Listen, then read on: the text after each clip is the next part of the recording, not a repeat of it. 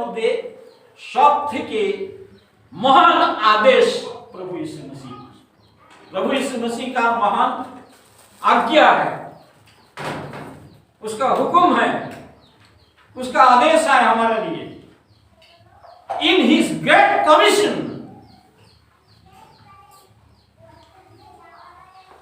কি হচ্ছে না इन हिज ग्रेट कमीशनটা কি?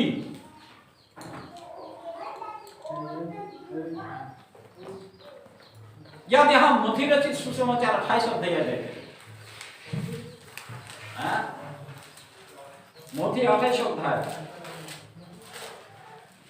স্বর্গে যাওয়ার আগে যিশুর একটা আদেশ ছিল।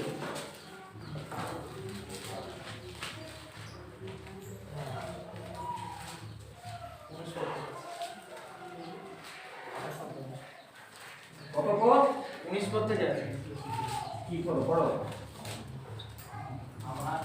অতএব তোমরা গিয়া সমুদয় জাতিকে শিষ্য করো, পিতার ও পুত্রের ও পবিত্র আত্মার নামে তাহাদিগকে বাপ্তাজিত করো। আমি তোমাদেরকে যা যা আজ্ঞা করিয়াছি সে সমস্ত পালন করিতে তাহাদিগকে শিক্ষা দাও। আর দেখো, আমি যুগান্ত পর্যন্ত প্রতিদিন তোমাদের সঙ্গে সঙ্গে আছি। हिंदी में इसलिए तुम जाओ, सब जातियों के लोगों को चेला बनाओ और उन्हें पिता और पुत्र और पवित्र आत्मा के नाम से बपतिस्मा दो। इसलिए तुम जाओ, सब लोगों को, सब जातियों के लोगों को क्या बनाओ? चेला बनाओ। चेला बनाओ। हाँ, और उन्हें पिता और उन्हें पिता, पुत्र और पवित्र आत्मा के नाम से बपतिस्मा दो। और उन्हें सब बातों जो मैंने तुम्हें आज्ञा दी है, और उन्हें सब बातों जो मैंने तुम्हें आज्ञा दी है मानना सिखाओ। और देखो, मैं जगत के अंत तक तुम्हारे साथ रहूंगा। In his great commission, प्रभु यीशु प्रधान आज्ञा,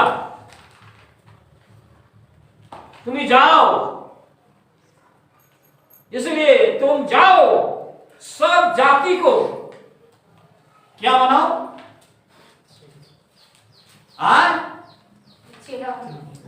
ना क्रिश्चियन बनाओ, क्या बनाओ? বাংলাতে কি বলছে?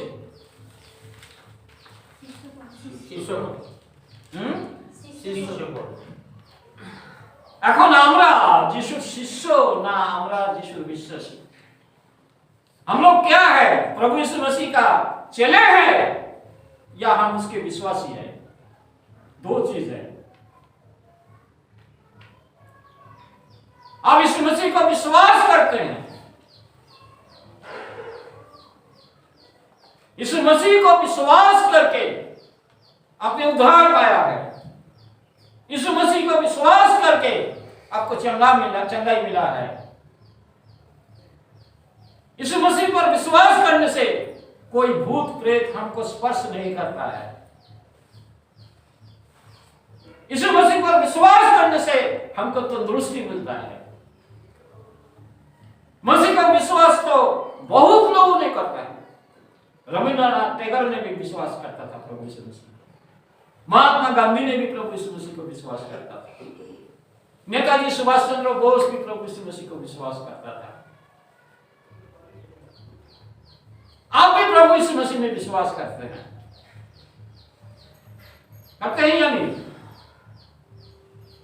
আমরা প্রভু যিশুকে বিশ্বাস করি কি না?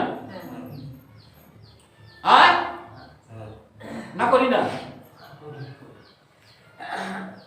याकूब का पत्री 2:19 पढ़ो, क्या है लिखा है?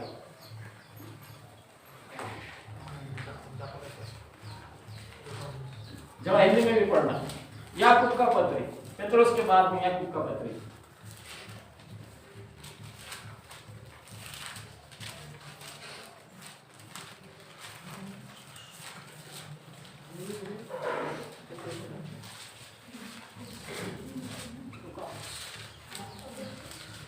তুমি বিশ্বাস করিতেছ যে ঈশ্বর এক, ভালোই করিতেছ। ভূতেরাও তাহা বিশ্বাস করে এবং ভয় কাঁপে। কারা বিশ্বাস করে? ভূতেরা। हाँ हिंदी में पढ़ो।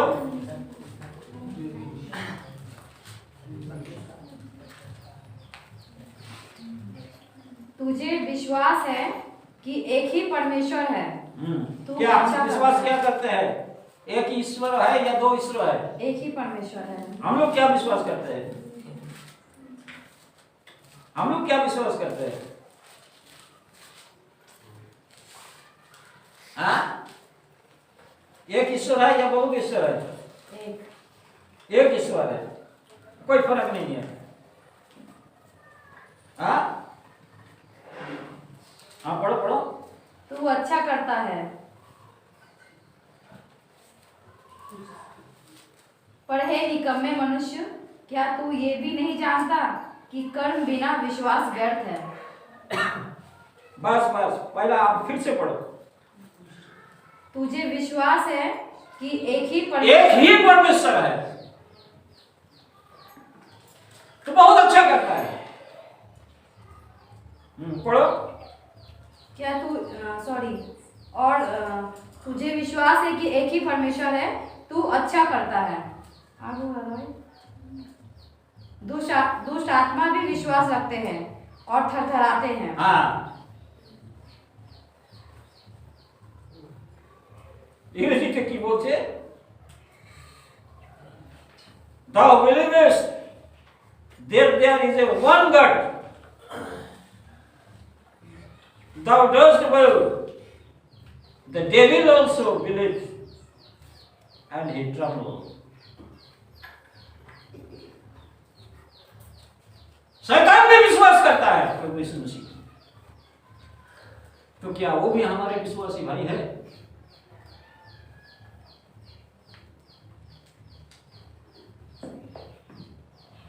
आप विश्वास करते हैं, आप उसका आराधना करते हैं, आप मसीह पर विश्वास करते हैं। शैतान भी बोलते हैं हम भी तो विश्वास करते हैं। असली वो विश्वास नहीं करता है, विश्वास के साथ वो थरथराता है, डरता भी है। लेकिन हमारे विश्वासी बहुत से सारे भाई बहन हैं, विश्वास तो करता है लेकिन डरता नहीं है परमेश्वर से। परमेश्वर से डरता नहीं है। यदि परमेश्वर का डर आदमी के अंदर रहे वो कभी पाप नहीं कर सकेगा, कभी झूठ नहीं बोल सकेगा, कभी चीटिंगबाजी नहीं कर सकेगा, कभी एक आदमी को गाली गलौज नहीं कर सकेगा, कभी किसी का मन में दुख देना नहीं सकेगा, यदि वो विश्वासी है।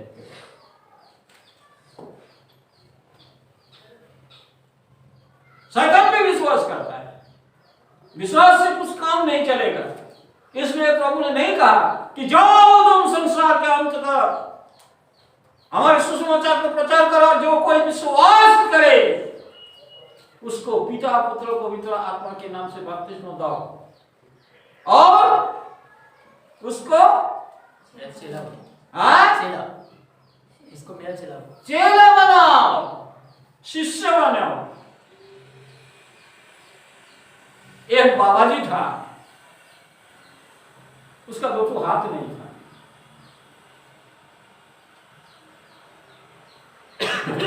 दर्शन करता था और वो बाबा जल्दी से आदमी का सामने में नहीं आता, एक डोली में वो बैठा रहता था हमेशा और आदमी जाके उसको बहुत पूजा का आराधना करता था, बाबा जी बाबा जी बाबा जी बोलता था। तो उसने बोला, उसका दो हाथ, किसी उसका चेला ने पूछा है कि आपका दो हाथ का क्या हाल हुआ है, ऐसा क्यों ऐसा हुआ? तो उसने कहा हम पानी में तपस्या कर रहे थे, जब पानी में हम तपस्या कर रहे थे तो मछली आके हमारा दोनों हाथ खा लिया।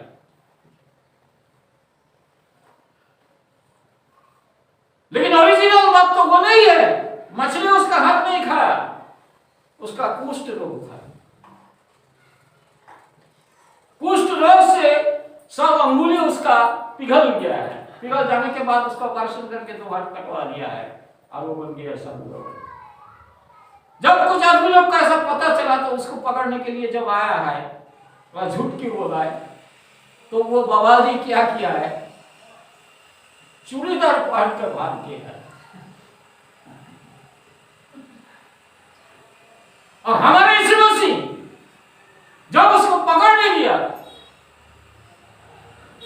तो दुश्मनों ने उससे पूछ रहा था, कहां है वो, कहां है वो। तो यीशु मसीह खुद कहा, तुम किसको ढूंढ रहे हो? यीशु नासरी को ढूंढ रहा है। मैं हूं यीशु नासरी। जब प्रभु ने कहा मैं हूं यीशु नासरी, तो उसको जितना पकड़ने वाला था सब वहां जगह पर गिर गए और यीशु मसीह बीच में सीधा। यीशु বলেছিলেন, কাকে তোমরা চাও, কাকে ঢুঁড়ছো, কাকে কার অন্বেষণ করছো? বলতে যিশুর অন্বেষণ করছি। যিশু বলছেন আমি তো সেই। তারা যিশুকে ধরতে পারেনি, ওখান থেকে তারা সব চিত হয়ে পড়ে গেছে আর যিশু তাদের মধ্যে থেকে চলে গেছে।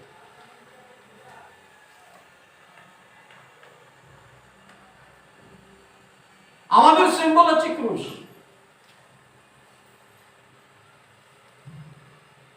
प्रभु यीशु एक पृथ्वी के ऐसे यीशु नाज़री जब प्रभु इस दुनिया में आया था, आदमी को मारने के लिए मौत की सजा बहुत प्रकार की है। नेपाल में आदमी लोग को कैसा मारता था, एक सड़ा हुआ कंकाल को निकालकर एक जिंदा आदमी से लिपट देते थे और वो कंकाल से जितना कीड़ा निकलता था वो कीड़ा निकाल के उसको खाता था। कोई कान में घुस जाता था, नाक में घुस जाता था, ऐसा करके पूरा कीड़ा, एक जिंदा आदमी को कीड़ा हो जाता था तब वो मर जाता था, उसका मृत्यु दंड था। टिबेटियन में, सिक्किम भूटान के तरफ में, वहां मृत्यु का दंड कुछ और प्रकार के था। एक कुआं है, कुआं में आदमी को गिरा देता था और उस कुआं में जोग बोल के कीड़ा है, उस पूरा ढाल देता था उस कुआं में और वो जोग आदमी का खून चुसते चुसते चुसते चुसते उसका एकदम खत्म कर देता था। वो भी एक मृत्यु दंड है। जर्मन में आदमी का मृत्यु दंड कैसा था, किसी का मौत का सजा दिया तो उसको घड़ा के पैर से बांध देता था और घड़ा को छोड़ देता था शराब पिला के। जब दारू पिला के घोड़ा को छोड़ देता था, घोड़ा दुगुट इधर से उधर जब भागने लगता था तो जो आदमी उसका पैर का साथ में बंधा हुआ था उसका माथा टूट जाता था, सिर टूट जाता था, पैर टूट जाता था, हाथ टूट जाता था, वैसा करके उसको मार देता था। इजराइल में मृत्यु दंड कैसा था, कोई आदमी पाप करेगा तो उसको बाहर ले जाओ, समाज के बाहर लेके एक मैदान में खड़ा कर दो और सब समाज के लोग मिलकर उसको पत्थर मार के उसको मार डालो।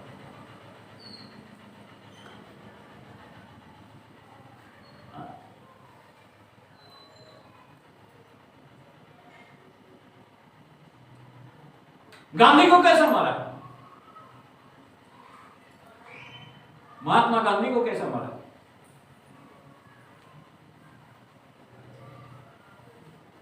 गॉड से बोल के एक आदमी है, उसको गोली कर दिया।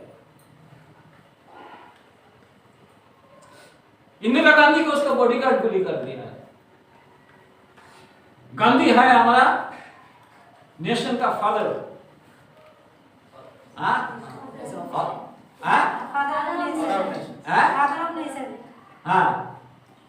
আমাদের দেশের পিতা। এই জন্য প্রত্যেকটা নোটের মধ্যে গান্ধীর ফটো আছে, কারণ গান্ধীকে গুলি করে মেরেছে। তাহলে আমাদের জাতির চিহ্ন, দেশের চিহ্ন বন্ধুক হওয়ার দরকার আছে। আমেরিকার প্রেসিডেন্টকে গুলি করে মেরেছে, দুটো প্রেসিডেন্টকে গুলি করে মেরেছে,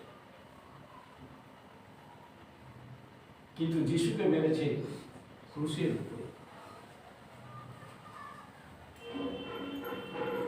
ক্রুশ খ্রিস্টানের চিহ্ন, কিন্তু আমাদের দেশের চিহ্ন বন্দুক হওয়ার দরকার ছিল। গান্ধী কেন হচ্ছে, তাকে একটু গুলি করে মেরেছে না। और ये क्रूस रोम से आया है, इजराइल से नहीं है, रोमी लोगों का आइन के अनुसार।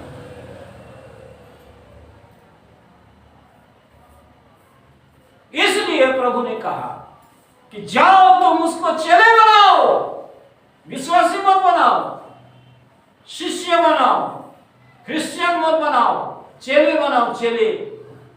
विश्वासी भाग सकता है, लेकिन चेला पूरा गुरु का पीछे चलने वाला होता है। हम मसीह के विश्वासी नहीं है, हम मसीह के चेले हैं।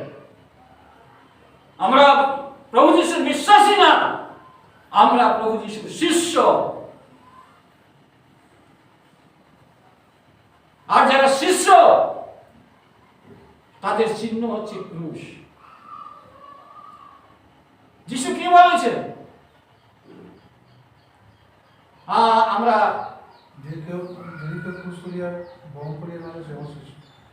আমরা যদি 14 অধ্যায়, লুক লিখিত সুসমাচার 14 অধ্যায় 26 পদ মনে হয় আছে, ওটা কেউ পড়ো।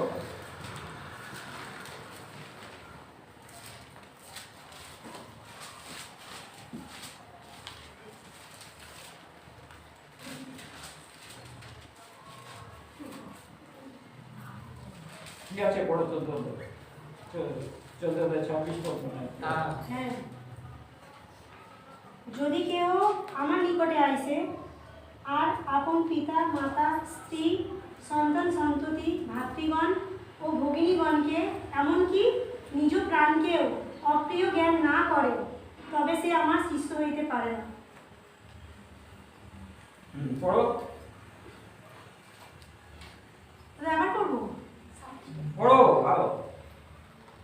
যে কেউ নিজের ক্রুশ বহন না করে ও আমার পশ্চাৎ না আইসে, সে আমার শিষ্য হইতে পারে না। তার ক্রুশ বহন করা মানে কি?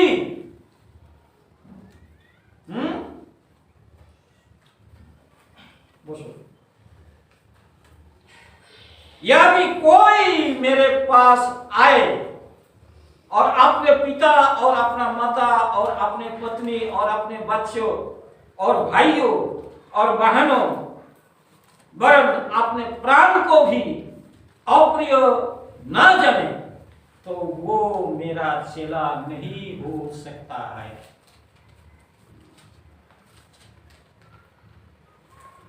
विश्वासी बनना तो इजी, सोजा काम है, सीधा काम है विश्वासी बनना।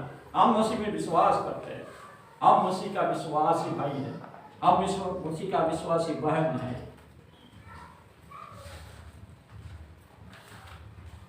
लेकिन चेले नहीं। यदि हम उसका चेला बनने चाहे तो बाइबल क्या बोलता है? बाइबल बोलता है कोई मेरे पास आए और अपने पिता और माता और पत्नी और बच्चों और भाइयों और बहनों और अपने प्राण को भी अप्रिय ज्ञान ना जाने,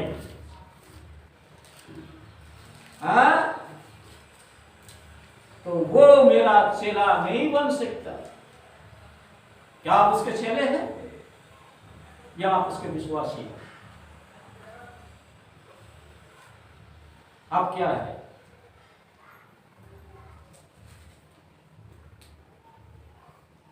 আপনি কি তার বিশ্বাসী না আপনি তার চেলা? যদি আপনি তার চেলা হন, তাহলে বাইবেল কি বলছে আপনাকে কিরকম হতে হবে? और जो कोई अपना क्रूस ना उठाए और मेरे पीछे ना हो जाए, वो मेरा चेला नहीं बन सकता है।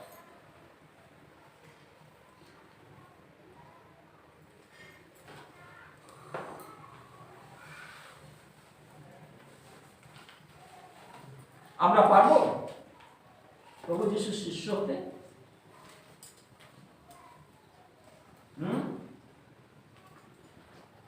আমরা পারবো?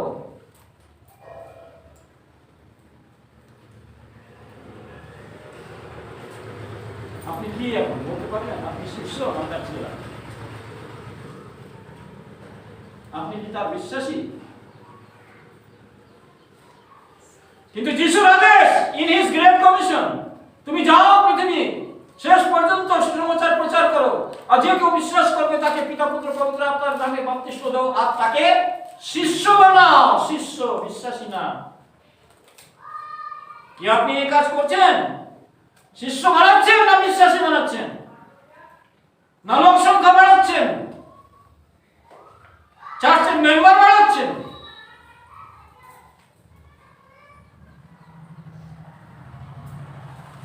প্রভু যিশু চেলা বানাচ্ছেন না বিশ্বাসী বানাচ্ছেন? কোন কাজটা করছেন?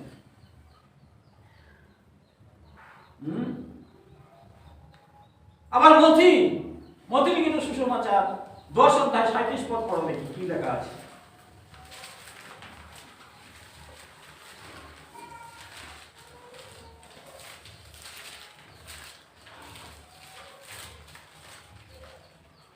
मत्ती रचित सुसमाचार 10 का 37। যে কেউ পিতা কি মাতাকে আমা হইতে অধিক ভালোবাসে, যে কেউ পিতা কি মাতাকে আমা হইতে অধিক ভালোবাসে, সে আমার যোগ্য নয়। সে আমার যোগ্য নয়। এবং যে কেউ পুত্র কি কন্যাকে আমা হইতে অধিক ভালোবাসে, যিশু নিজে বলছেন এই কথাটা, সে আমার যোগ্য নয়। এটা আমি বলছি না, এটা কোনো প্রচারক বলছে না, এটা কোনো পাদ্রী পুরোহিতরা বলছে না, কিন্তু যিশু নিজে বলেছেন। हिंदी में पढ़ो।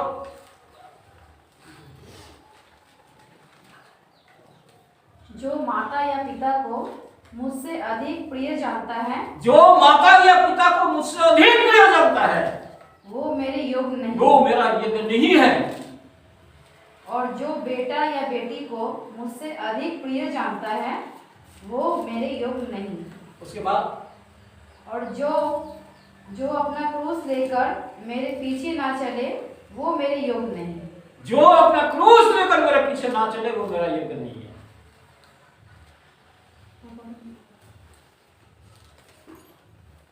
हमारे पिताजी, हमारे बहन, हमारे माँ, हमारे बेटी, अरे उसका बहुत तबीयत खराब है, तो तड़प रहा है, हम अपने माई को देखने जाएंगे, हम अपने पिताजी को देखने जाएंगे, हमारा फुर्सत नहीं है प्रभु के पास आने के लिए। हमारा लगाव हमारे माँ से है, हमारे बाप से है, हमारे बेटे बेटी से है, हमारे रिलेशन से है, हमारा रिलेटिव से है, मसीह से नहीं है। क्योंकि मसीह ने कहा जो हमसे ज्यादा इनसे प्यार रखता है वो मेरा योग्य नहीं है, वो मेरा शिष्य नहीं है, वो मेरा चेला नहीं है। यही आपका क्रूस है, यही आपको उठाना है।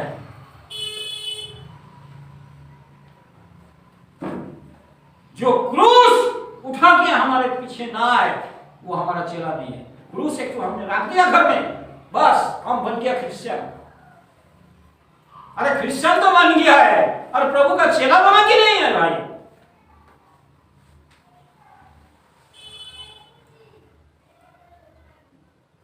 मत बोलिए हम विश्वासी है, बोलना है तो बोलिए हम प्रभु के चेले हैं।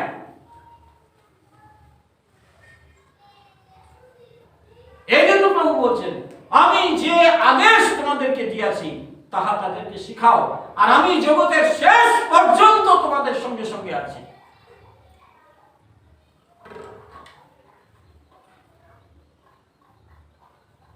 एक बात बाइबल में बहुत अच्छे से कहा है, एक घटना है,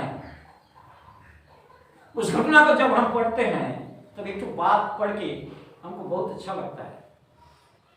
আমরা যদি মার্ক 16 অধ্যায় 5 অধ্যায় দেখি,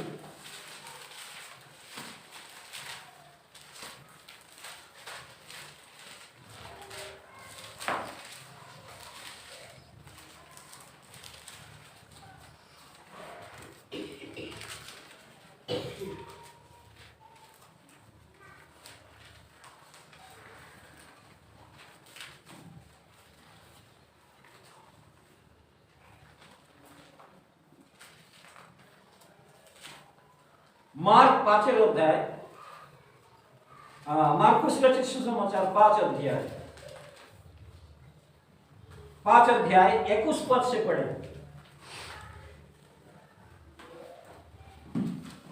21 পদ থেকে পড়ো। এখানে দুটো ঘটনা আছে।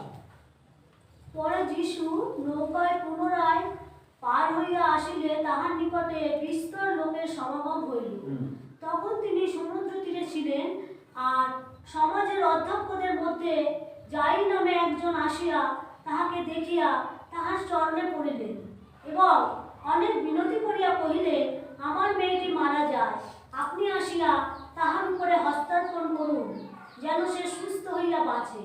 তখন তিনি তাহার সঙ্গে চলিলেন এবং অনেক লোক তাহার পশ্চাৎ পশ্চাৎ চলিল ও তাহার উপরে চাপাচাপি করিয়া পড়িতে লাগিল। আর একটি স্ত্রীলোক 12 বৎসর অবধি প্রদারগ্রস্ত হইয়াছিল, অনেক চিকিৎসকদের দ্বারা বিস্তর ক্লেশ ভোগ করিয়াছিল এবং সর্বস্ব ব্যয় করিয়াও কিছু উপশম পায় নাই, বরং আরো পীড়িত হইয়াছিল। সে যিশুর বিষয়ে শুনিয়া ভিড়ের মধ্যে তাহার পশ্চাৎ দিকে আসিয়া তাহার বস্ত্র স্পর্শ করিল, কেননা সে কহিল, আমি যদি কেবল উহার বস্ত্র স্পর্শ করিতে পাই তবেই সুস্থ হইব। আর তৎক্ষণাৎ তাহার রক্তস্রোত শুকাইয়া গেল, আর আপনি যে ওই রোগ হইতে মুক্ত হইয়াছে ইহা শরীরে টের পাইল। যিশু তৎক্ষণাৎ অন্তরে জানিতে পারিলেন যে তাহা হইতে শক্তি বাহির হইয়াছে। তাই সে ভিড়ের মধ্যে মুখ ফিরাইয়া বলিলেন, কে আমার বস্ত্র স্পর্শ করিল? তাহার শিষ্যেরা বলিলেন, আপনি দেখিতেছেন লোকেরা আপনার উপরে চাপাচাপি করিয়া পড়িতেছে, তবু বলিতেছেন, কে আমাকে স্পর্শ করিল? কিন্তু কে ইহা করিয়াছিল তাহাকে দেখিবার জন্য তিনি চারিদিকে দৃষ্টিপাত করিলেন। তাহাতে সেই স্ত্রীলোকটি ভয়ে কাঁপিতে কাঁপিতে তাহার প্রতি কি করা হইয়াছে জানাতে তাহার সম্মুখে আসিয়া প্রণিপাত করিল, আর সমস্ত সত্য বৃত্তান্ত তাহাকে কহিল। তখন তিনি তাহাকে কহিলেন, হে কন্যে, তোমার বিশ্বাস তোমাকে রক্ষা করিল, শান্তিতে চলিয়া যাও ও তোমার রোগ হইতে মুক্ত থাকো। তারপরে তিনি এই কথা কহিতেছেন,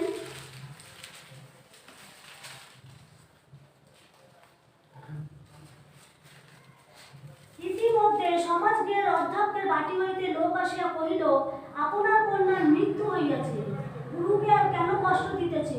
কিন্তু যিশু সে কথা শুনিতে পাইয়া সমাজগৃহের অধ্যক্ষকে কহিলেন, ভয় করিও না, কেবল বিশ্বাস করো। बस आमीन। हिंदी में पढ़ना ये बात को 36 पद 35-36। वो ये कह ही रहा था कि आराधनालय के सरदार के घर से लोगों ने आकर कहा, तेरी बेटी तो मर गई, अब गुरु को क्यों दुख देता है? जो बात वो कह रहे थे उसको यीशु ने अनसुनी करके आराधनालय के सरदार से कहा, मत डर, केवल विश्वास रख। यहां पर दो घटनाएं हैं। सबसे पहला घटना तो यह है कि यीशु मसीह जब भीड़ में से जा रहा था तो याईर नाम से एक अध्यक्ष है, उसने आकर कहा, यीशु जी, गुरु जी, मेरा बेटी बहुत जोर बीमार है, आप तुरंत आइए और उस पर हाथ रख के प्रार्थना कीजिए, दुआ कीजिए, तो उसे चंगाई मिले। प्रभु ने कहा, ठीक है, मैं आ रहा हूं। इतना भीड़ था। इधर में और एक विश्वासी बहन जो 12 वर्ष से लहू बहा रहा था, और उसको इतना कमजोरी था वो कि उसका शरीर में कोई ताकत ही नहीं था। 12 বছর থেকে তার একটা রক্তস্রাবের রোগ, তার শরীরের মধ্যে কোনো শক্তি নাই, তার শরীরের মধ্যে একেবারে দুর্বল একটা লোক যদি বা একটা মহিলা যদি 12 মাস থেকে রক্তস্রাবে ভুগতে থাকে তাহলে তার অবস্থা কি হতে পারে? এইরকম ভিড় ঠেলে মানুষের পায়ের মধ্যে দিয়ে চাপা চাপি খেয়ে গিয়ে তার বিশ্বাস, যদি আমি যিশুর কাপড় একবার ধরে ফেলতে পারি তাহলে আমি সুস্থ হয়ে যাব। আমি অত বলতে যাব না, শর্টকাটে বলছি। আর সে তাই করলো, যিশুর কাপড় ধরলো, সে সুস্থ হয়ে গেল।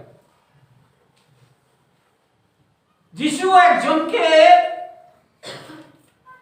একজনের জন্য একজন এসে যিশুর কাছে বিনতি করেছে, প্রার্থনা করেছে, প্রভু আমার বাড়িতে চলুন, আমার कन्या मृत प्राय अवस्था, हमारे घर में आइए, हमारा बेटी बीमार है, उसके लिए प्रार्थना कीजिए, उसको चंगाई दीजिए। लेकिन बीच में एक रुकावट आ गई। रुकावट क्या है? उस औरत की थी। तो प्रभु तो इसको छोड़ के वो नहीं जा सकती है। प्रभु ने इसको पहले चंगा किया है, वहां प्रभु यीशु मसीह को उसका घर में जाने के लिए लेट हो गया। इतना देर हो गया कि उस अध्यक्ष का घर से कुछ लोग आके कहा, अरे गुरु को तकलीफ क्यों दे रहे हो? गुरु को तकलीफ देने का कोई जरूरत नहीं है, सब खत्म हो गया, शेष सब शेष, আর কষ্ট নেওয়ার দরকার নেই যিশুকে। গুরুকে কেন কষ্ট দিচ্ছ? শেষ হয়ে গেছে সব, যতটুকু আশা ছিল সব শেষ।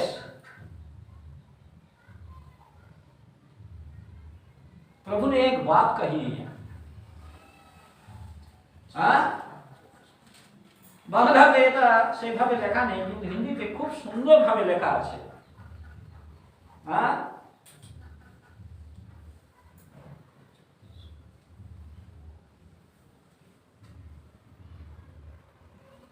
जो बातें वो कह रहे थे उसको यीशु ने क्या किया?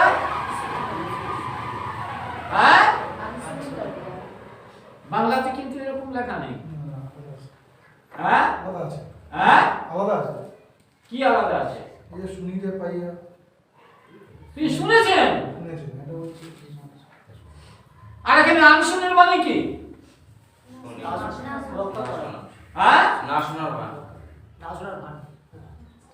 পাত্তাই দিচ্ছেন না। বাংলাতে আছে, এটা ট্রান্সলেট হয়নি সেরকম। আনশুনি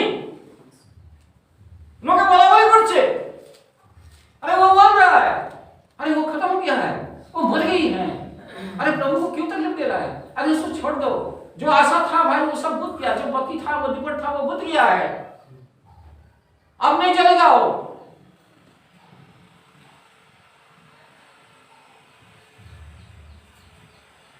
যিশু কিন্তু সেই কথাটা শুনে পাত্তাই দিচ্ছেন না। ও লোকে কি বলছে বলো, बोलो, मुंह का चक्कर बोलो। आंसू ने किया है, आंसू ने करके प्रभु ने क्या कहा? डर मत, केवल विश्वास करो, डरो मत, केवल विश्वास करो। दुनिया बहुत कुछ कहेगा, बहुत कुछ बोलेगा, प्रभु के पीछे चलने वाले लोगों को बहुत मजाक समझेगा, बहुत ठट्टा में उड़ाएगा, बहुत कुछ बोलेगा, बहुत दुनिया का दिमाग, दुनिया का नॉलेज उसको देगा। लोग अनेक কিছু বলবে, আরে অতি ভক্তি চোরের লক্ষণ, আরে তুমি পারবে, আরে মা বাবা তোমাকে জন্ম দিয়েছে তাকে দেখো। কিন্তু যিশু বলছেন যে মাকে আর বাবাকে আমার থেকে বেশি ভালোবাসে সে আমার যোগ্য নয়। डर जाते हैं हम लोग, घबरा जाते हैं। हमारा माया है, हमारा बाबा है, हमारा पिताजी है, हमारा भैया है, हमारा बीबी है, हमारा बाल बच्चा है, इनको छोड़ के हम कैसे जाएंगे? उनको कौन देखेगा? हम डरते हैं। प्रभु ने कहा डरो मत, केवल विश्वास करो। इन हिज ग्रेट कमिशन, আমি জগতের শেষ পর্যন্ত তোমাদের সঙ্গে সঙ্গে আছি।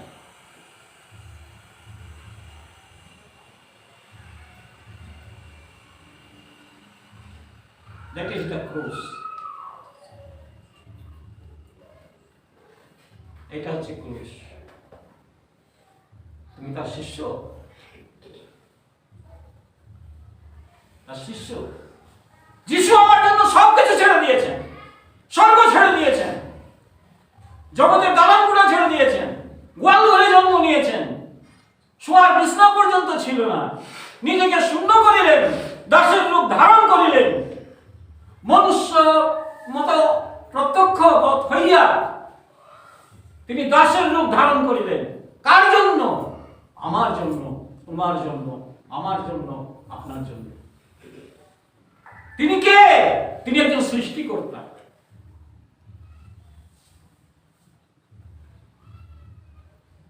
আর আমরা সামান্য জিনিস ছাড়তে পারবো না। আমাদের চাকরি, আমাদের অর্থ, আমাদের ঘর, আমাদের আত্মীয় স্বজন, আমাদের ছেলে মেয়ে, আমাদের माँ बाबा, আমাদের भाई बहन, हम विश्वास भी कर सकते हैं। अरे वो तो शैतान भी करता है विश्वास, वो तो शैतान भी करता है विश्वास। तो उसमें और तुमसे फर्क क्या है? शैतान तो विश्वास करेगी, अब भय कापे, তো তাতে আর তোমাকে কি কি পার্থক্য রয়েছে? বিশ্বাসী তুমি হতে পেরেছো, কিন্তু শিষ্য কি হতে পেরেছো? যে তার শিষ্য হবে সে সমস্ত কিছুকে তুচ্ছীকৃত জ্ঞান করবে, জগৎকে তুচ্ছীকৃত জ্ঞান করবে, জগতের সমস্ত কিছুকে তুচ্ছীকৃত জ্ঞান করবে। ও লোকে কি বললো, ও লোকে যা বলবে বলুক কে। যিশু ওই কথা শুনেননি। যিশুকে পেটুক বলা হয়েছে, যিশুকে মদ্যপায়ী বলা হয়েছে, যিশুকে বাতের বন্ধু বলা হয়েছে,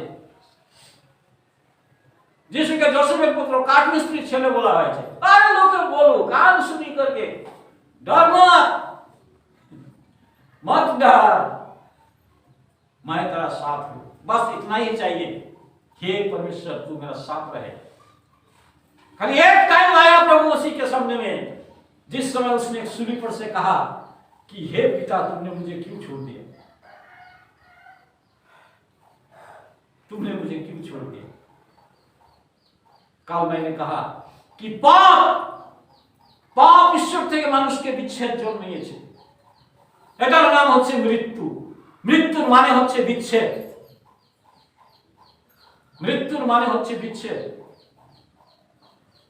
যেদিন আদম হাওয়া ফল খেলো সেদিন ঈশ্বর থেকে সে বিচ্ছেদ হয়ে গেল, তার বিচ্ছিন্ন হয়ে গেল। সেই বিচ্ছেদ মানুষকে, সেই বিচ্ছিন্ন মানুষকে আবার ঈশ্বরের সঙ্গে মিলিয়ে দেওয়ার জন্য প্রভু যিশু এই পৃথিবীতে এসেছে।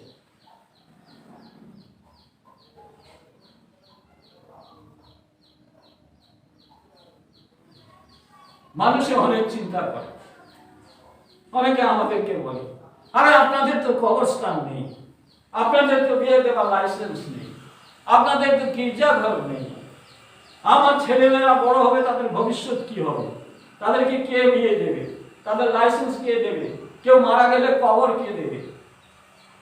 এই ভয়ে যেখানে আমার সুবিধা আছে, যেখানে আমার ফ্যাসিলিটি আছে, আমি সেইখানেই ঢুকে যাচ্ছি। এটা প্রভু যিশুর শিষ্য নয়, এটা প্রভু যিশুর শিষ্য কখনো এরকম হবে না। সে তার মধ্যে এই ভয় থাকবে না, তার মধ্যে এই অবস্থা থাকবে না। আমরা এই কুশের বিষয় বলতে বলতে এত দূর চলে আসলাম। আমরা আরেকটা জিনিস দেখি, আজকের একটা দিন, একটা বিশেষ দিন আমাদের, এবং এই দিনে আমরা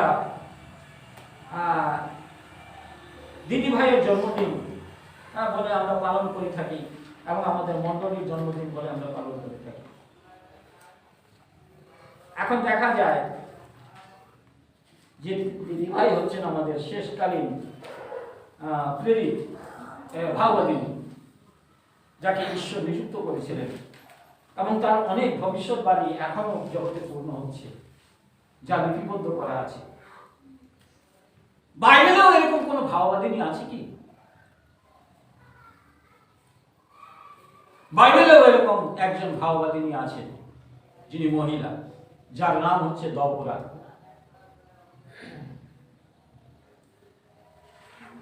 এই দবোরা সম্বন্ধে আমাদের কতটুকু জ্ঞান আছে?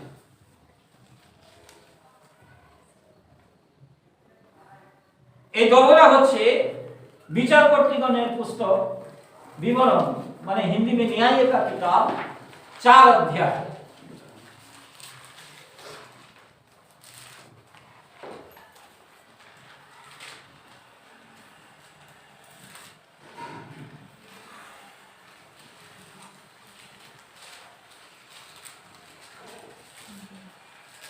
এই দবোরা যখন তিনি ছিলেন, তখন ইসরায়েলের উপরে বিচার কর্তৃগণ রাজত্ব করতেন।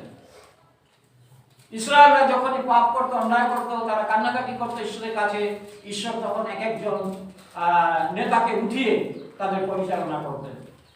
কিন্তু দবরা ছিলেন একজন খুব খুব ঈশ্বরের সঙ্গে সম্পর্কযুক্ত, ঈশ্বরকে খুব ভালোবাসতেন এইরকম একজন মহিলা, এবং তিনি মহিলা হলে তিনিই পরিচালনা করতেন। তখনকার সময় খ্রিস্টানদের উপরে রাজত্ব করত বিভিন্ন জাতির লোকরা ছিল।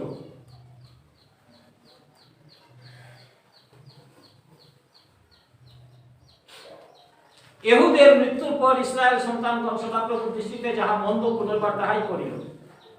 তাহাদের সদাপ্রভু হাৎসর রাজত্বকারী কনান রাজ জাবিনের হস্তে তাহাদেরকে বিক্রয় করিলেন।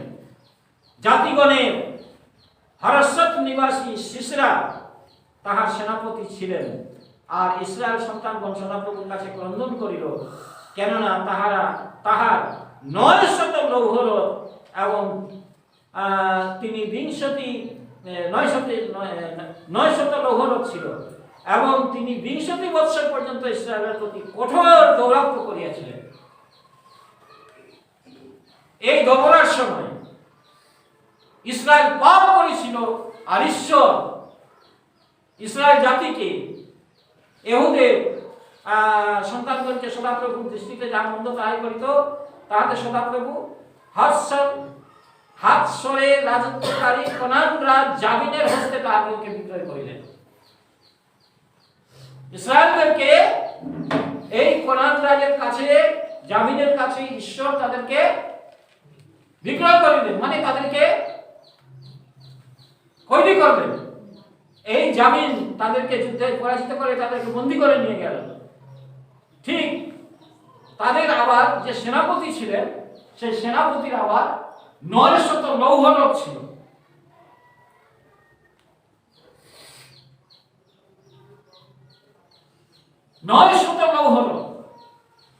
কিন্তু ইসরায়েল জাতির কাছে কোনো অস্ত্রই নাই, কোনো হাতিয়ারই নাই।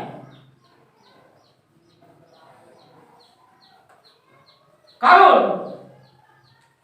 ইসরায়েল জাতি এমন একটা কন্ডিশনে, একটা নিউ জেনারেশনের মধ্যে এসে উপস্থিত হয়েছে যে মসি যখন ছিলেন তখন যুদ্ধ করতেন, অনেক জাতিগণকে তিনি পরাজিত করে কোরআন দেশের দিকে রওনা দিয়েছিলেন। মসির পরে জিহোশু বিভিন্ন জাতির সঙ্গে যুদ্ধ করে তিনি কোরআন দেশে প্রবেশ করেছিলেন। জিহোশু মারা গেছে, মসি মারা গেছে, অন্যান্য রাজাগণ মারা গেছে, এখন আসছে বিচার কর্তৃগণের রাজত্ব, একটা নতুন জেনারেশন। কারণ মসির সময় যারা ছিল তারা সবাই প্রান্তরে নিপাতিত হয়েছিল, কেবল জিহোশু ও কালেবের বংশই বেঁচে ছিল। তারা যুদ্ধের সম্বন্ধে কোনো আইডিয়াই তাদের নাই, যুদ্ধের সম্বন্ধে কোনো কিছু তারা জানতো না, যে কিভাবে যুদ্ধ করতে হয়, যুদ্ধ তারা কোনোদিন দেখে নাই। কিন্তু তারা ঈশ্বরের আজ্ঞার বিপরীতে গিয়ে ঈশ্বরের বিরুদ্ধে পাপ করেছে, এবং সেই পাপের ফল জামিন রাজা কোরআনের জামিন রাজার কাছে ঈশ্বর তাদেরকে সমর্পণ করে দিয়েছেন। এবং তারা 20 বৎসর 20 বৎসর ইসরায়েলের উপর দৌরাত্ম্য রাজত্ব করছে রাজা ফিরৌনের মতো। এই তখন ইসরায়েল জাতি যখন ঈশ্বরের কাছে ক্রন্দন করেছেন, ঠিক সেই সময় তিনি দাবরাকে উঠিয়েছেন। এবং দাবরা বলছে সিসরাকে, তখন বারাক তাকে কহিলেন, তুমি যদি আমার সঙ্গে যাও, মানে বারাক দবরার সঙ্গী ছিল, দবরা বারাককেই সমস্ত কিছু করতেন। বারাক ছিলেন একটু ঈশ্বরভীত ভদ্রলোক, এবং এই বারাককে দিয়ে তিনি, দবরা বলছেন এই বারাককে দিয়ে ইসরায়েল জাতিকে রক্ষা করতে হবে। এই বারাক তখন বলল দবরাকে যে তুমি যদি আমার সঙ্গে যাও, 8 পদে, তবে আমি যাইব, কিন্তু তুমি আমার সঙ্গে না গেলে আমি যাইব না। দবরা কহিলেন, আমি অবশ্য তোমার সঙ্গে যাইব, কিন্তু এই যাত্রায় তোমার জোশ হইবে না, কেননা সদাপ্রভু শিষ্যরাকে একটি স্ত্রীলোকের হস্তে বিক্রয় করিবেন। পরে দবরা উঠিয়া বালকের সহিত কেদোসে গমন করিলেন। এখানে দবরা আবার ভবিষ্যৎবাণীও করলেন। ভবিষ্যৎবাণী কি করলেন? যে শিষ্যরা যার 900 লৌহ ছিল, সেই শিষ্যরাকে একটা স্ত্রীলোকের হস্তে তিনি সমর্পণ করলেন। লাস্টে যখন তার টাইম হলো, তখন দবরা বললেন একটা কথা খুব সাংঘাতিক, যেখানে দবরা বললেন, ওঠো, আজকের এই দিন, উঠো, দিস ইজ দ্য ডে। ঈশ্বর তোমার হাতে তাদেরকে সমর্পণ করিয়াছেন।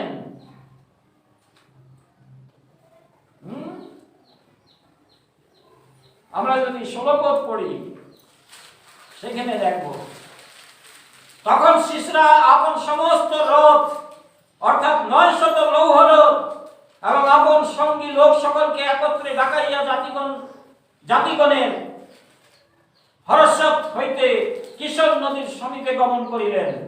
তখন দবরা বালককে কহিলেন, উঠো, কেননা অদ্বৈ সদাপ্রভু তোমার হস্তে শিষ্যরাকে সমর্পণ করিয়াছেন।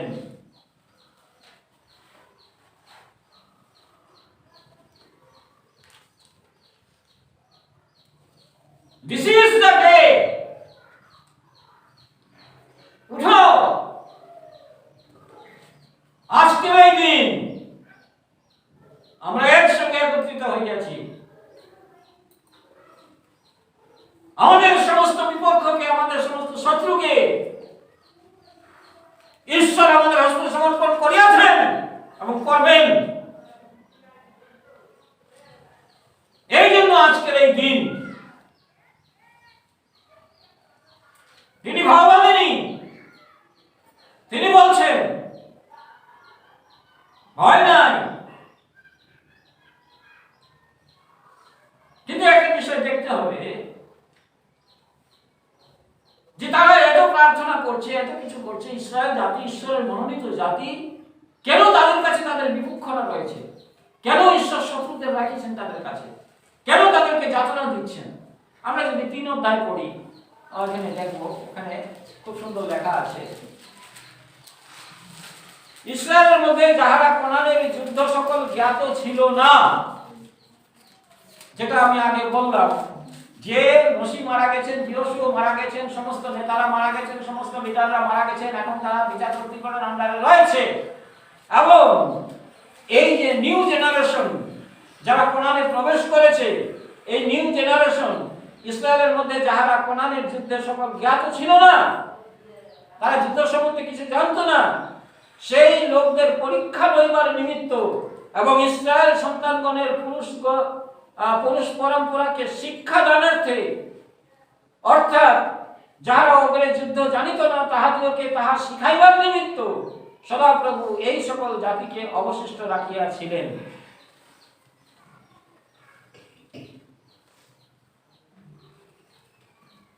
কেন রেখেছেন এদেরকে?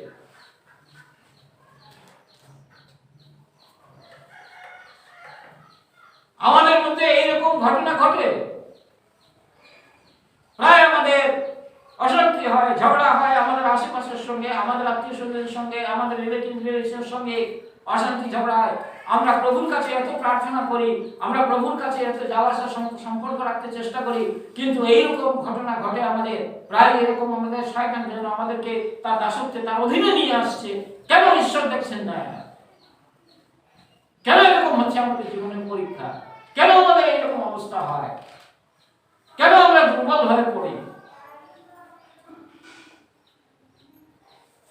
এটা ঈশ্বর রেখেছেন। परमेश्वर ने रखा है इन लोगों को। किस लिए रखा है? कि हमको जांचने के लिए। इस्राएल संतान पुरुष परंपरा के हिंदी के कर चुके हो? हाँ, हिंदी में पढ़ो।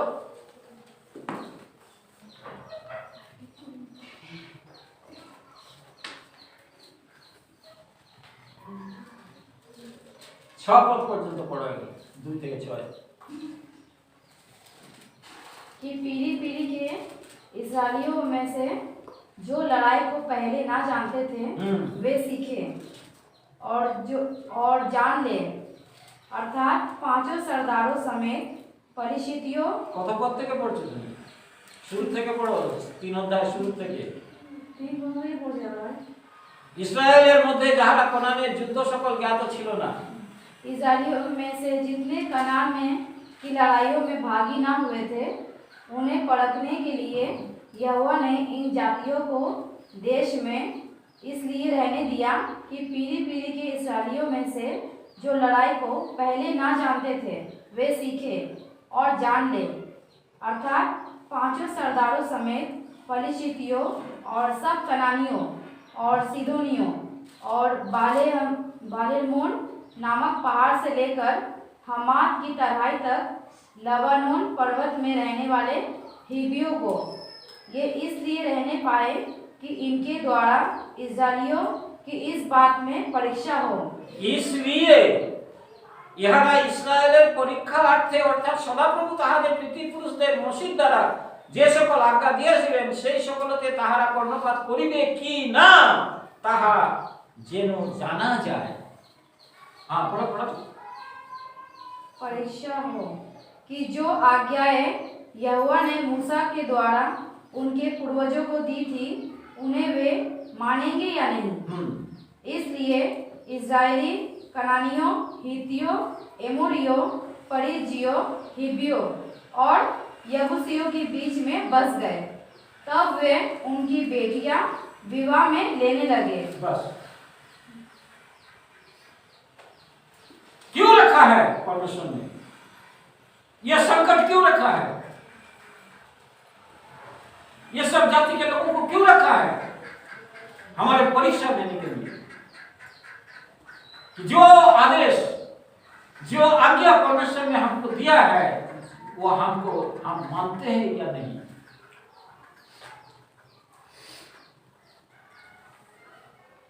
কেন তিনি মাঝে মাঝে আমাদেরকে পরীক্ষা করেন? ঈশ্বরের কাজ করার পলিসি আলাদা। মানুষ যেটা মনে করে সেরকম ঈশ্বর কাজ করেন না। ঈশ্বর কাজ করেন অন্যরকম ভাবে। একটা মরুভূমি একটা জায়গা, মরুভূমি একটা দেশ, সেখানে বেশ কতজন মিলে তারা মরুভূমিতে যাত্রা করছে। মরুভূমির জাহাজ কি জানো? মরুভূমির জাহাজ হচ্ছে উট, এবং উট নিয়ে তারা যাত্রা করছে। রাস্তার মধ্যে হঠাৎ কোনো এক জায়গাতে লোকটার খুব খিদা বা পেপাসা কিছু লেগেছে, সে উট থেকে নেমে সেখানে খাওয়া দাওয়া করছে। করতে করতে কি করেছে, তার সঙ্গে যারা ছিল তারা এগিয়ে আগে চলে গেছে। এখন সে একলা পড়ে গেছে সেই মরুভূমি। এখন কোনো দিশা পাচ্ছে না, মরুভূমি, চারদিকে মরুভূমি। কি করবে এখন সে? আর ওই মরুভূমিতে খুব ডেঞ্জারাস ডাকাতরা সবসময় থাকে, লুটেরা। তারা যদি জানতে পারে এরকম কেউ মরুভূমির মধ্যে রয়েছে, এসে তার কাছে যত টাকা পয়সা ধন সম্পত্তি সব লুটে তাকে মেরে আত্মহত্যা করে ফেলে দিয়ে তারা নিয়ে চলে যায়।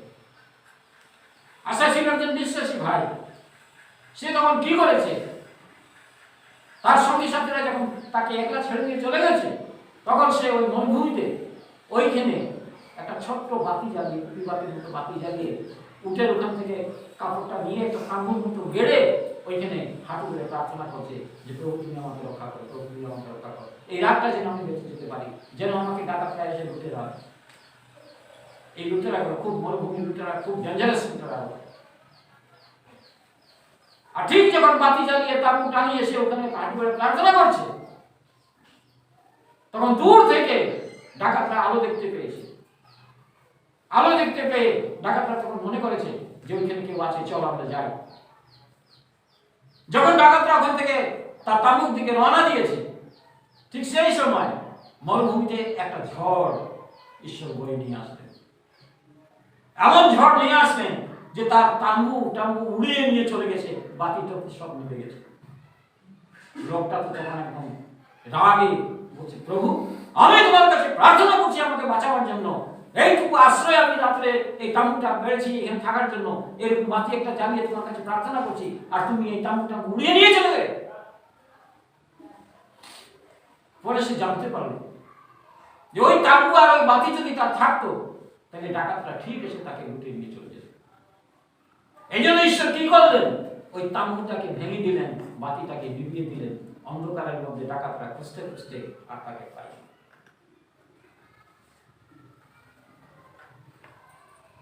এটা হচ্ছে ঈশ্বরের কাজের লাইন।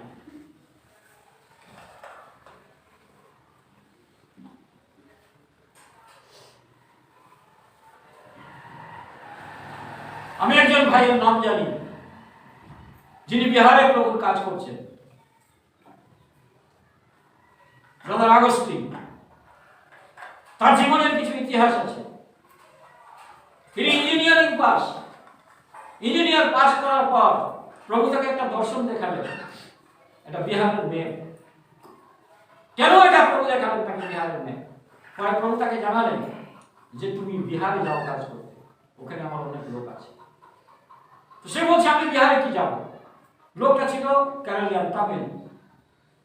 আমি তো হিন্দি জানি না, বিহারে গেলে তো আমার হিন্দি জানতে হবে।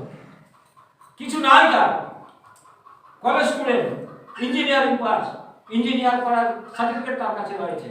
সে কি করেছে আমি সরকারে বলছি, সার্টিফিকেট আগুনে জ্বালিয়ে দিয়েছে, জ্বালিয়ে দিয়ে তোর জন্য বেরিয়ে পড়ে একটা সাইকেল নিয়ে।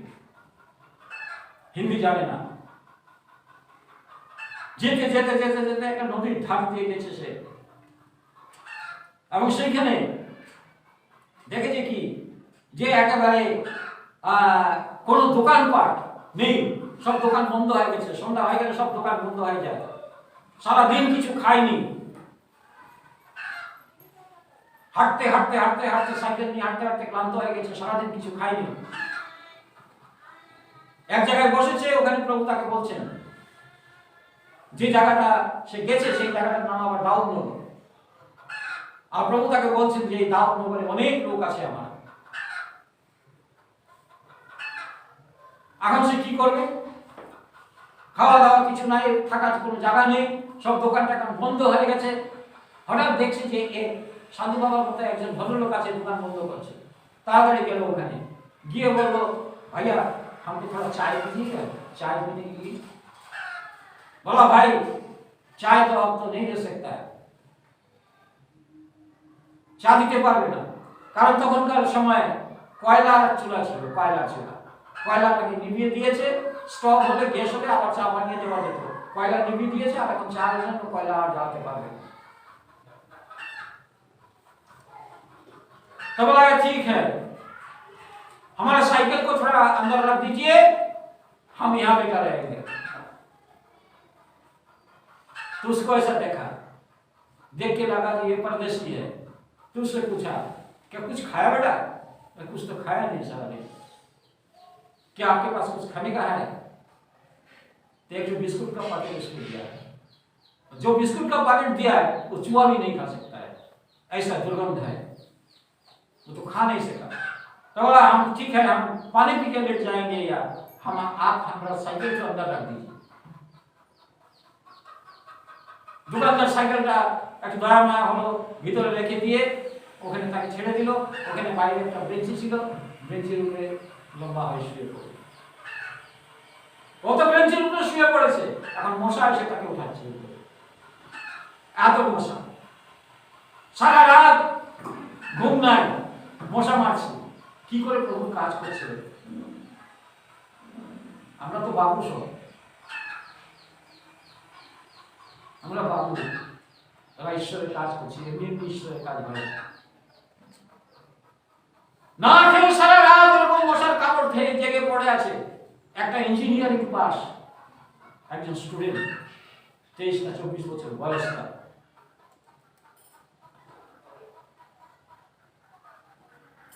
তারপরে আস্তে আস্তে ওখানে দাউদনগরে তারা একটা ক্রুসেডের মতো করা শুরু করলো ওখানে। আর ওখানে এক পার্টি আছে, বিজেপি ঠিক নয়, তখন তো বিজেপি ছিল না, তখন জনসংখ্যা বলে এক পার্টি ছিল। ওইখানে জনসংখ্যা পার্টির যে ম্যানেজার, চেয়ারম্যান, পুরা ফোর্স নিয়ে কোনো এখানে কোনো মিটিং মিছিল হবে না বলে তারা একেবারে ওখান থেকে মানে হাল্লাচিল্লা শুরু করে দিয়েছে। ক্রুসেড যখন তারা শুরু করে তখন একটা অন্ধ মেয়ে ছিল। এই অন্ধ মেয়ে যখন ওই ক্রুসেডে আসে তখন মেয়েটা চিৎকার দিয়ে বলতে থাকে, हमको दिखाई दे रहा है, हमको दिखाई दे रहा है, हमको दिखाई दे रहा है। প্রভু এমন আশ্চর্য কাজ করলেন, ওই মেয়েটার চোখ ভালো হয়ে গেল। ওই অন্ধ দেখতে পেল, চারদিকে হাল্লা হয়ে গেল, সব দলে দলে লোক আসলো যেখানে কি হচ্ছে দেখার জন্য। তখন এই ক্রুসেড বন্ধ করার জন্য তখন একেবারে ওখানকার চেয়ারম্যান, জনসংখ্যা পার্টির যে চেয়ারম্যান, সে একেবারে ওখানে এসে হুলস্থুল কাণ্ড করলো। চারদিকে একেবারে সমস্ত প্যান্ডেল ফ্যান্ডেল ভেঙে গুলি গালাজ করে লাইট ফাইট যা ছিল সব ভেঙে চুরমার করে দিয়েছে। थाना থেকে पुलिस এসে বলছে, भैया आप यहाँ मीटिंग नहीं कर सकते क्योंकि इन लोग आपका विरोध में है। तो ब्रदर আগস্টিন বলছে, আমার তো থানা থেকে পারমিশন নেওয়া আছে, তো পারমিশন দেওয়া আছে। তাকে ধরে থানাতে নিয়ে গেল, বসিয়ে রাখলো। তার একদিকে ডান দিকে একটা সিপাহী, বাঁ দিকে আরেকজন সিপাহী দাঁড়িয়ে আছে। इंस्पेक्टर आएगा तो आप पूछिएगा उसको। ঘন্টার পর ঘন্টা বসিয়ে রেখেছে। ওইদিকে বলছে, ওই আগস্টিন ভাই বলছেন যে তোমরা মিটিং শুরু করে দাও, আমি আসছি। বেশি দূর ছিল না। করতে করতে করতে করতে করতে একটা চিঠি, উড়ন্ত চিঠি ওর কাছে আসলো। ওই চিঠিতে কোনো এক বিশ্বাসী বোন লিখে দিয়েছে যে आप घर से मत निकलिएगा क्योंकि आपको मारने के लिए, आपको खत्म करने के लिए 50 आदमी का एक ग्रुप बनाया हुआ है, आपको मार देंगे, खत्म कर देंगे, आप घर से बाहर मत निकलिए। एक ক্রুসেড চলার সময় রাত্রে যখন তারা ঘরের মধ্যে বসে সবাই প্রার্থনা করছে, হঠাৎ কেউ এসে বলছে যে আপনার সঙ্গে চেয়ারম্যান দেখা করতে চায়। তখন একজন বলছে, না না, আপনি দরজা খুলবেন না, আপনাকেও শেষ করে দেবে, আমাদেরকেও শেষ করে দেবে। ব্যান্ডেলের অবস্থা খুব খারাপ, বেরোবেন না আপনি। ब्रदर আগস্টিন বলছে যে देखो तो थोड़ा दरजा फाक करके देखा, देखसे जब दिखाई दिया तो देखा है कि एकदम 50 आदमी का पूरा ग्रुप लेकर चेयरमैन आ रहा है। तो ब्रदर আগস্টিन बोलते, अरे भाई 50 आदमी आ रहा है तो प्रभु का वचन बोलने का लिए मौका मिल गया हमको। बोला मौका मिल गया, आपको तो खत्म कर देगा उन लोग। আগস্টিন ভাইয়ের যে বউ আছে, বউ তাকে বলছে, अरे भाई घर में रहने से तो खत्म नहीं करेगा, बाहर जाने से खत्म कर देगा, घर में रहने से भी तो खत्म करेगा, आप जाइए जाइए बाहर जाइए। দরজা খুলে যখন সে বাইরে দাঁড়ালো তখন ওই চেয়ারম্যান আর ওই 50 জন লোক এসে একবারে হুমড়ি খেয়ে তার পায়ের কাছে পড়লো। हम लोग जानते नहीं आप कौन है, हम लोग को माफ कर दीजिए। আকাশবাণী শুনতে পেয়েছে তারা, आकाशवाणी तो सुनते पेয়েছে दाऊद नगर में गंडगोल हुआ है, प्रधानमंत्री प्राइम मिनिस्टर बैठ के वहां टीवी देख रहा है, बोला है कि वो जल्दी से वो बंद करो गंडगोल। ईश्वरेर काज,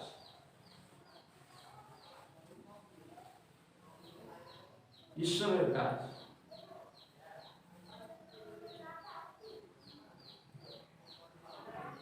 डर मत, केवल विश्वास कर, मैं जगत के अंत तक तुम्हारे साथ हूं, मैं जगत के अंत तक तुम्हारे साथ हूं। डर मत।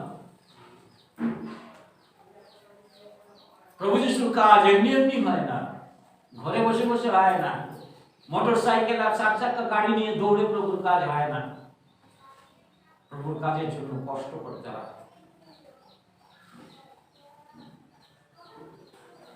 কারণ আমরা তার শিষ্য।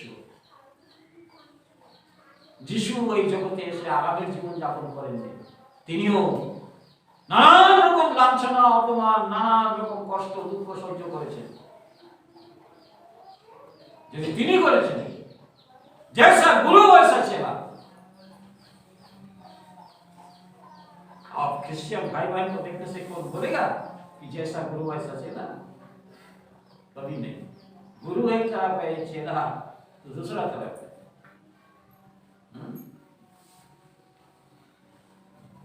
परमेश्वर का काम करने का तरीका अलग है। दोबारा बोला घबराओ मत, उठ।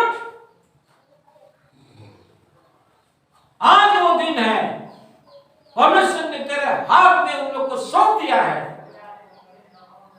ढाल नहीं, तलवार नहीं, निधिराम चलता।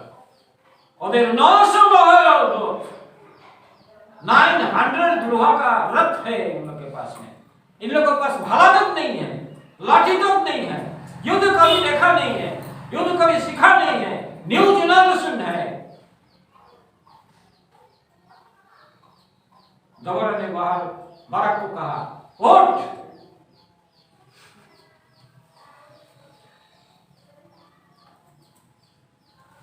परमेश्वर ने तेरे हाथ में इन लोगों को समर्पित कर दिया है।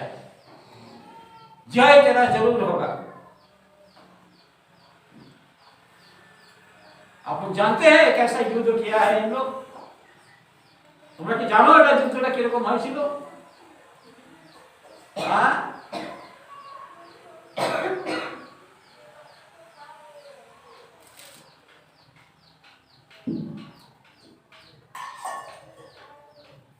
এমন জায়গাতে ঈশ্বর তাদেরকে নিয়ে গেছেন যেখানে ডান দিকেও পাহাড়, বাঁ দিকেও পাহাড়, মধ্যখানে রাস্তা। ঈশ্বর যখন তাদের সঙ্গে আছেন, মায়ের তোমার সাথ, পৃথিবী কাঁপলো, আকাশ কম্পমান হলো, বৃষ্টি হলো, কাদা হয়ে গেল, পিছল হয়ে গেল, তাদের 900 লোহার রথ সব চাকা মাটিতে বসে গেল, ঘোড়া আর দৌড়াতে পারছে না।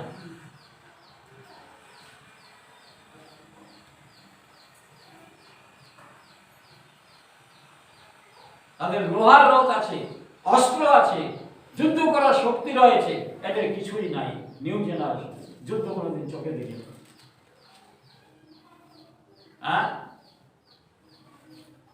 আমরা তাহলে দবরা এই জিনিসটা দেখি। তাহলে 5 অধ্যায় আমরা দেখি।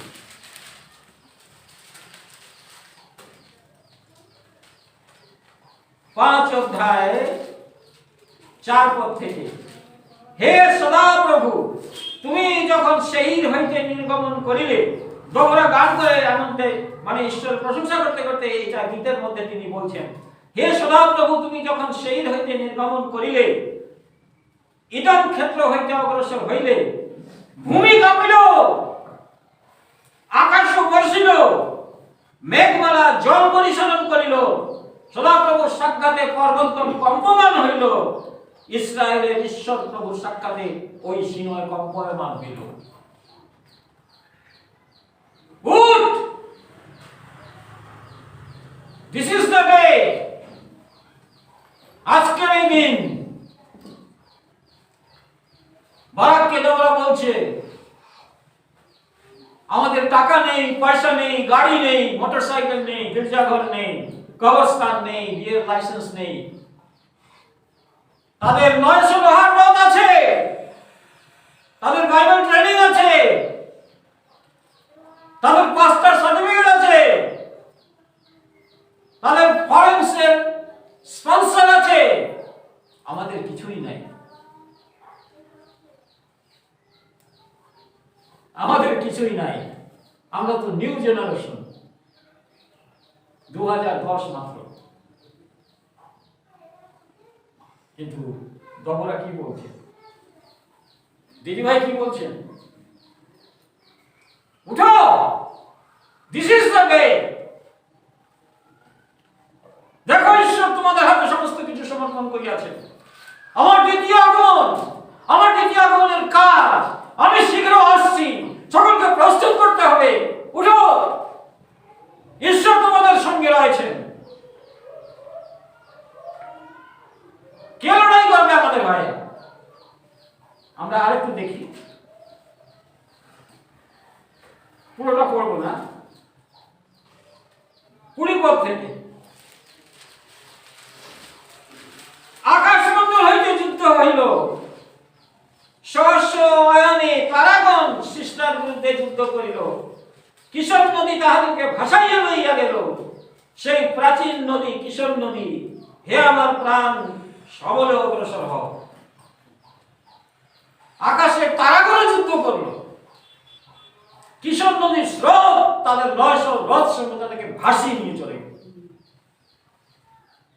তারা সেই সমস্ত জিনিসের উপর নির্ভর করেছে, তাদের লৌহ রথ, তাদের সংগ্রাম, তাদের সম্মান, তাদের খ্যাতি, তাদের কোয়ালিফিকেশন, তাদের যুদ্ধের অস্ত্র, তাদের ট্রেনিং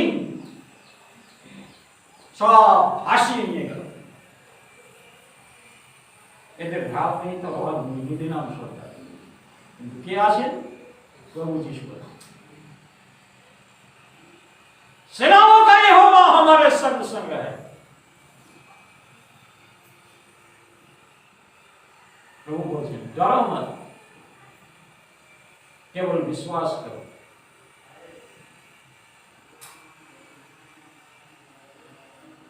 डरो मत, केवल विश्वास करो।